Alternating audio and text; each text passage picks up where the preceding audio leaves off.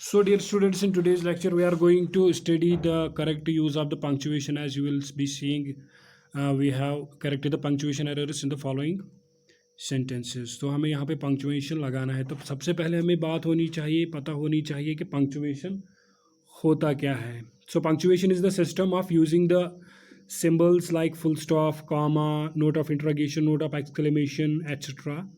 या inverted commas epistrophe है, वो कहाँ कहाँ यूज़ होता है किसी भी सेंटेंस में या किसी भी पैराग्राफ में. ओके, कहाँ पे कौन सा चीज़ लगाना है, तो उसको हम कहते हैं पंक्चुएशन. लाइक अगर आपने सेंटेंस को एंड किया, for example he is a boy. Okay, suppose अगर मैं यहाँ पे आपको एक सेंटेंस दिखाता हूँ. फॉर एग्जांपल मैं लिखता हूँ ही इज़ अ बॉय. ये एक सिंपल सेंटेंस है. ओके, तो यहाँ पे कोई ये नहीं है, लिहाजा ही इज़ ए बॉय में आ गया क्या लास्ट में फुल स्टॉप. सो यहाँ पे फुल स्टॉप आएगा. ओके, फॉर एग्जांपल और एक मैं सेंटेंस लिखता हूँ. For example I ask U A question. Suppose why do you live. तो बेटा मैंने इसको कर दिया लास्ट में full stop. Suppose why do you live, आप कहाँ रहते हो. ओके, ये क्या है, ही इज़ अ बॉय, वो एक लड़का है, लेकिन यहाँ पे क्वेश्चन है क्या आप कहाँ रहते हैं, लिहाजा यहाँ फुल स्टॉप नहीं आएगा, यहाँ आएगा नोट ऑफ इंट्रोगेशन. तो ये होता है मतलब इसको हम बोलते हैं पंक्चुएशन. क्या, appropriate use of the symbols of the English like epistrophe, note of interrogation, note of exclamation.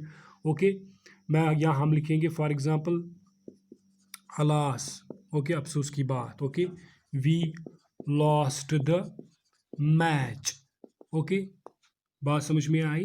Alas we lost the match. Alas means हम ये एक तरह का अफसोस करते हैं. So this is exclamation. Okay, so यहाँ पे आता है note of exclamation, right, and etcetera. For example ही, एक और मैं अगर लिखूँगा एक और ये, तो I will say for example I do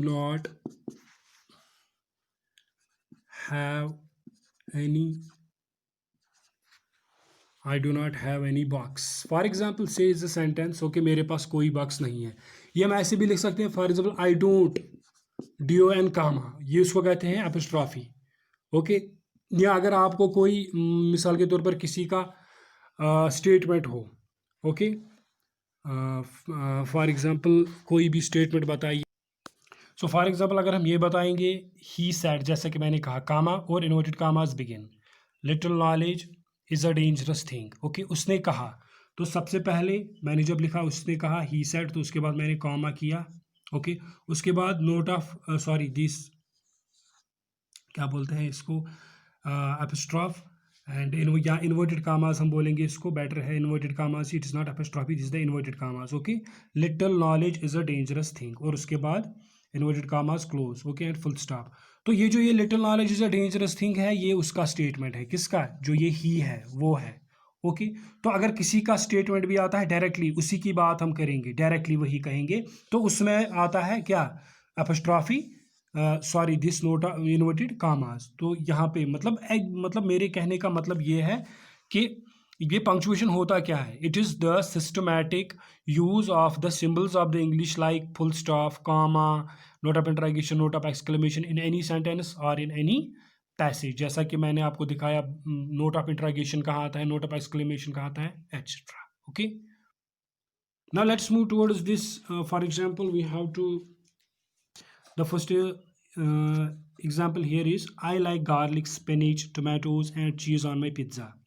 तो इसका मतलब ये है कि मैं गार्लिक, स्पिनिच, टोमेटोज और चीज़ पसंद करता हूँ मेरे पिज़्ज़ा पे. ये यानी कि ये चीज़ें मेरे पिज़्ज़ा पे होनी चाहिए. तो हमें इसको पंक्चुएट करना है. सो माय डियर स्टूडेंट्स, हम लिखेंगे, सबसे पहली बात मैं बताऊँगा आपको कि ये जो गार्लिक है, स्पिनिच है, टोमेटोज है और चीज़ है. ओके, ये मुख्तलिफ चीज़ें हैं. ओके, जो कि मैं किसी चीज़ पर होना पसंद करता हूँ, पिज़्ज़ा पर होना पसंद करता हूँ. तो सबसे पहली बात, जो ये डिफरेंट चीज़ें हैं इनके दरमियान कॉमा लगेगा. लाइक मैंने आपके लिए यहाँ पे लिखा हुआ है I like, you can consult your book as well, I like garlic, comma, उसके बाद नेक्स्ट आइटम स्पिनिच, कामा, उसके बाद नेक्स्ट आइटम टोमेटोज, कामा नहीं आएगा क्योंकि इसके बाद जो है लास्ट वाली चीज़ है, तो उससे पहले एंड आता है, और एंड से पहले कामा नहीं आएगा। बात समझ में आई बेटा? यहाँ पे आप कहेंगे सर गार्लिक भी चीज़ है, यहाँ पे भी कामा लगाया, स्पिनिच फिर भी कामा लगाया, और उसके बाद टोमेटोज, यहाँ पे कामा नहीं लगेगा क्योंकि यहाँ पे इसके बाद आने वाले है लास्ट आइटम, वहाँ पे लगेगा एंड, और एंड से पहले कोई कामा नहीं लगता है ऑन माई पिज्ज़ा, और फुल स्टॉप, क्योंकि जो स्टेटमेंट है ये एंड हो रहा है। अब यहाँ पे कोई एक्सक्लेमेशन नहीं लगेगा क्योंकि एक्सक्लेमेटरी सेंटेंस है ही नहीं, यानी कि एक्सक्लेमेटरी सेंटेंस वो होता है जिसमें कोई सडन फीलिंग हो, चाहे खुशी की हो या गम की हो। फॉर एग्जाम्पल वाह while what a beautiful garden, okay, alas we lost the match, etcetera etcetera. Okay, this is simple assertive sentence, simple statement. Okay, चलिए नंबर सेकंड जो है वो है we went to the store to get the following things, rusks, biscuit, carrot, notebooks. यहाँ पे इसने लगा है बेटा, गौर से देखिएगा, नोट ऑफ एक्सक्लेमेशन है, this is the note of exclamation. तो ये वहां लगता है जहां पे ये वाला नोट ऑफ एक्सक्लेमेशन, ये वहां लगता है जहां पे कोई सडन फीलिंग हो, किसकी, गम की या खुशी की। तो यहाँ पे ना तो गम की फीलिंग है ना तो खुशी की फीलिंग है। This is a very simple sentence, so I am going to tell you that ये जाएगा ऐसे, we went to the store sorry to get the following things, okay okay, colon, rusks, biscuits, comma again, okay, क्योंकि different items है, carrots, अब comma नहीं आएगा क्योंकि and है, and notebooks, full stop, simple full stop, जो कि मैंने यहाँ पे की। यहाँ पे कोई नोट ऑफ एक्सक्लेमेशन नहीं आएगा क्योंकि यहाँ कोई सडन फीलिंग नहीं है खुशी या गम की। Now another sentence we have here, can we go to the park, water park tomorrow, okay. तो बेटा सिंपल सेंटेंस है लेकिन है इंट्रोगेटिव, यानी कि जिसमें एक सवाल पूछा जाए, कैन वी गो, या मतलब सवाल ही ना हो या परमिशन मांगना बोलिए, जो भी आप कहेंगे, लेकिन है तो एक तरह से इंट्रोगेटिव ही। Can we go to the water park tomorrow, क्या हम कल वाटर पार्क में जा सकते हैं, ओके। यहाँ पे नोट ऑफ इंट्रोगेशन आया क्योंकि अगर ये परमिशन ही है, सेटल देन एक क्वेश्चन ही है कि क्या हम जा सकते हैं, ओके। चौथा क्वेश्चन है, मधुरिमा इज कुकिंग डिनर। सबसे पहली बात यह है, इसका एम जो है आपको पता ही है, जब हम कोई भी सेंटेंस लेते हैं, नया सेंटेंस, तो उसका पहला जो लेटर है वो हम कैपिटल लेते हैं।